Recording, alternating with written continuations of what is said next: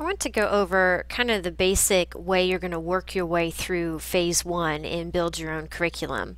Obviously, the very first step is that you have to create your actual course. You have to give it a title, you have to say what department it fits into, what grade levels, all those kind of parameters that apply to the entire course and to establish that. Once you've created the course itself, there's a couple different directions to go. Now I'm going to show you the one that goes directly to the learning targets next because it's a basic principle of any sort of endeavor, and curriculum mapping is no exception, that we need to begin with the end in mind. What do we want students to learn? And that would be the learning targets. So in most cases we're going to move to that next, but it is possible to work a progression straight down this pyramid, and for certain courses that might be a better alternative. So what I'm going to show you today is going to the learning targets next, but if you attempt to work in that manner and it just doesn't seem to be functioning properly for your class, if it doesn't seem to be meeting your needs, please contact me if you're unsure about how to work your way straight down the triangle. So after you've created the course, the next step would be to go to the learning targets, to take a look at the standards and determine if you can use them directly as a learning target. They're specific enough that the standard really is a learning target, or you may need to break it down further because it may encompass multiple different things that the students need to learn.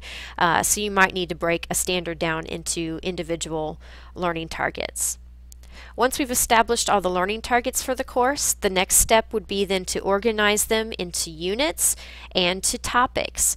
Now the units could be your quarters, which is something that a lot of people do, quarter one, quarter two, etc. So you'd have 4 units, and then they have different topics within each of those quarters that they're going to teach. Others may choose to arrange their units differently. Maybe you have, like we've got a math course here as an example, so maybe you have numeration and number sense as a unit, and then you break things down into things like fractions and individuals' topics within that unit. So your units don't have to be quarters, as is our example right here.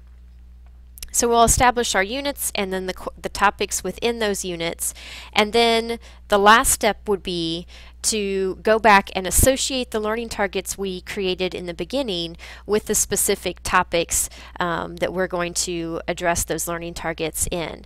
Of course, in these levels we'll also be able to show how we are assessing that students have indeed mastered that learning target, or that we've introduced that learning target to the students and we have evidence that they've been introduced to it. So that's the basic structure.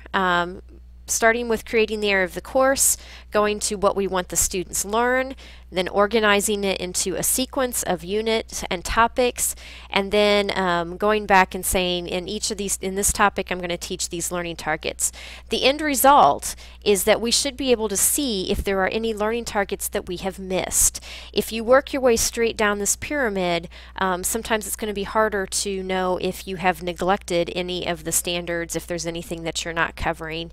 That will be a little harder to keep track of. So this is the recommended framework, way to establish your framework, and we'll go into individual videos about how to do each of those steps.